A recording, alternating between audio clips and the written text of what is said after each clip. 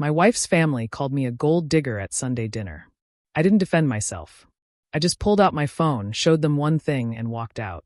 The next morning, they were all calling me begging. But it was too late. It started like any other Sunday at the Morrison house. The smell of roast beef, the sound of my father-in-law's voice booming about politics, and my wife Elena trying to keep the peace while her mother criticized everything from the tablecloth to the weather. I'd been attending these dinners for 3 years now, ever since Elena and I got married, and I still felt like I was auditioning for a role I'd never get. My name is Marcus, and I'm a kindergarten teacher. Not exactly the career path that impresses wealthy real estate developers and their families. When Elena first brought me home, her father Harold looked me up and down like I was a piece of furniture he was considering returning. Her mother Patricia smiled, that thin smile reserved for door-to-door salespeople and tax auditors. A teacher, Patricia had said that first night, the word dripping with barely concealed disappointment. How noble. Elena squeezed my hand under the table. She knew. She'd always known how they saw me. But she loved me anyway, and that was enough. Or so I thought. Tonight felt different from the moment we walked through their mahogany front door. There was tension in the air, whispered conversations that stopped when I entered rooms, meaningful glances exchanged over my head. Elena seemed nervous, fidgeting with her wedding ring throughout dinner. The explosion came during dessert. Patricia's famous apple pie, served on china that cost more than my monthly salary. Harold was talking about some business deal, the kind of 7-figure transaction that made my teacher's pension look like lunch money, when he turned to me with that familiar condescending smile. Marcus, he said, cutting into his pie with surgical precision. Elena mentioned you're looking into buying a house. I nodded. We've been saving up. Found a nice place in the suburbs. 3 bedrooms, good school district. Good school district, Patricia repeated, her voice carrying that particular tone mothers-in-law use when they're about to deliver a killing blow. Of course, that's important when you can't afford private school. Elena's fork clinked against her plate. Mom. But Harold wasn't finished. He leaned back in his chair, a man comfortable in his kingdom. You know, Marcus, I've been thinking about your situation. About how convenient this all is. The room went quiet. Even Elena's brother Derek, usually buried in his phone, looked up. What do you mean?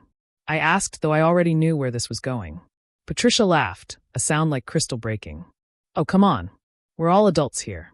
A kindergarten teacher marrying into one of the wealthiest families in the city? You can't expect us to believe it's just coincidence. The words hung in the air like smoke. Elena's face went pale. Derek shifted uncomfortably. Harold just stared at me, waiting for a response. Harold, Elena started, but her father held up a hand. No, sweetheart.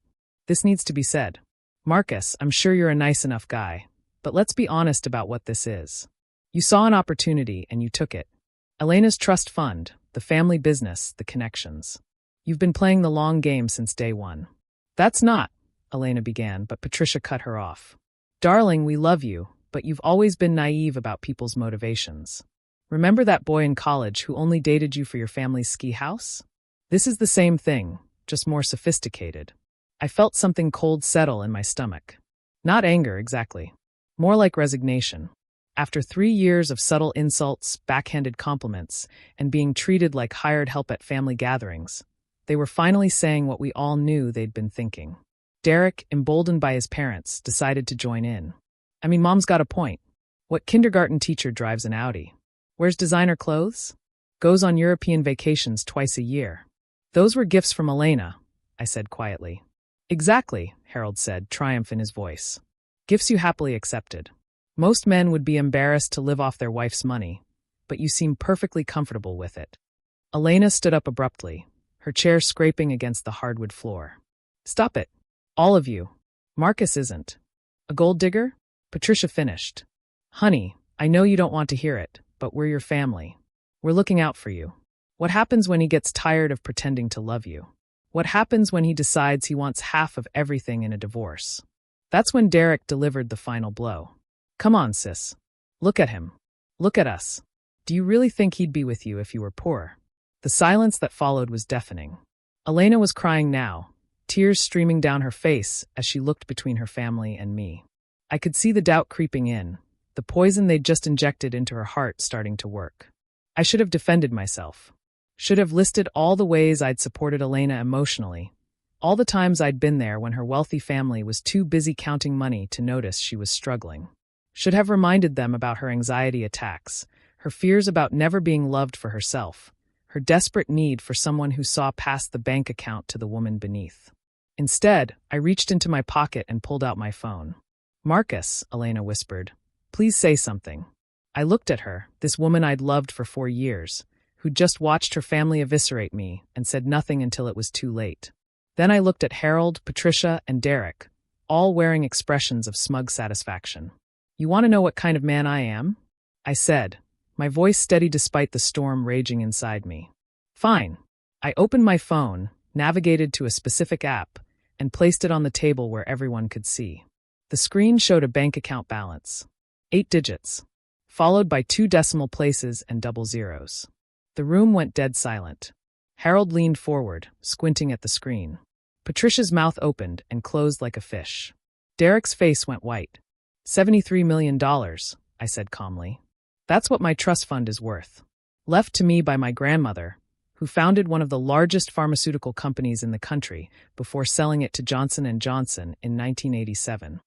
I could hear Elena's sharp intake of breath, but I didn't look at her. I kept my eyes on Harold, watching his face transform from smugness to shock to something approaching panic. "The teaching job?" I continued. "I do it because I love it, because working with kids gives my life meaning. The salary barely covers my coffee budget, but it's not about the money. It never was." Patricia found her voice first. But you never said. You never asked.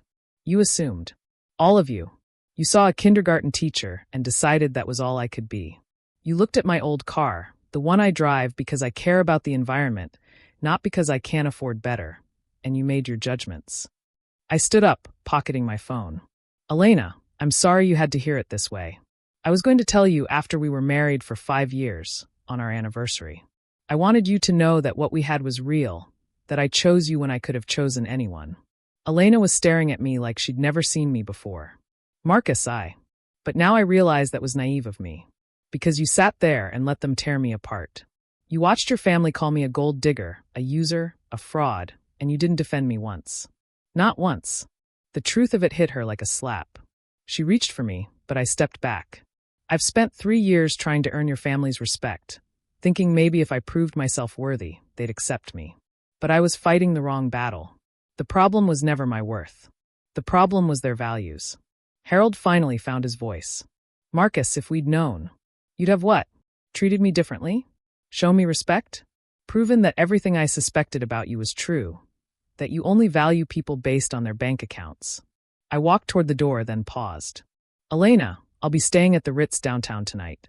If you want to talk, you know where to find me. But I won't be coming to any more Sunday dinners." I left them sitting there in stunned silence, their precious family dinner destroyed by the very thing they worshipped most, money. The calls started the next morning. First Harold, fumbling through an apology that sounded more like a business negotiation. Then Patricia, suddenly interested in getting to know the real me. Derek sent a text about how he'd always known I was different, and asking if I wanted to hang out sometime. Elena called last. Her voice was small, broken. "Marcus, I'm so sorry. I should have defended you. I should have stood up to them." "Yes," I said simply. "You should have. Can we talk? Please? I love you. That's real, you know that's real." I stared out the hotel window at the city below, thinking about the woman I'd married and the family that came with her. "Elena, I need you to understand something. The money doesn't change who I am.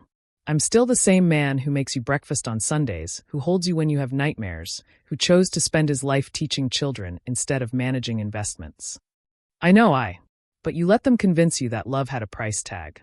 You sat there and wondered, even for a moment, if they might be right about me. And that's something I can't unknow." The silence stretched between us. "What happens now?" she whispered.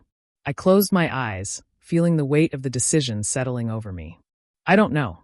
But I do know that any marriage built on the foundation of what happened last night won't survive. We have some serious talking to do." 3 months later, we started couples therapy. Not to save our marriage, but to end it with dignity. Elena filed for divorce, asking for nothing. I signed papers giving her the house anyway. She didn't want it, but I insisted.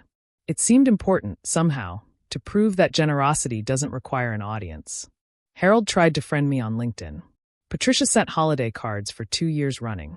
Derek still texts occasionally, usually when his business ventures need funding. I never responded to any of them. Elena and I meet for coffee sometimes now. We're working on being friends, slowly, carefully. She's in therapy too, learning to set boundaries with her family, discovering who she is when she's not trying to keep peace at any price. "Do you regret it?"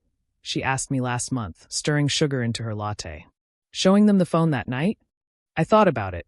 About the satisfaction I'd felt watching their assumptions crumble. About the price of that satisfaction, a marriage, a life we'd built together, dreams we'd shared. "No," I said finally. "But I regret that it came to that. I regret that we never learned how to be a team when it mattered most." She nodded, tears in her eyes. "Me too. These days, I still teach kindergarten. Still drive my old car. Still live simply, despite the numbers in my bank account. But now I'm dating someone who knew about the money from day one and chose to love me anyway. Someone who stands up for me when it matters, who doesn't care what her family thinks about my profession. Sometimes the people who claim to love you reveal who they really are in moments of crisis. And sometimes the kindest thing you can do is let them. Did I go too far or not far enough? Let me know in the comments below, and don't forget to subscribe for more stories like this.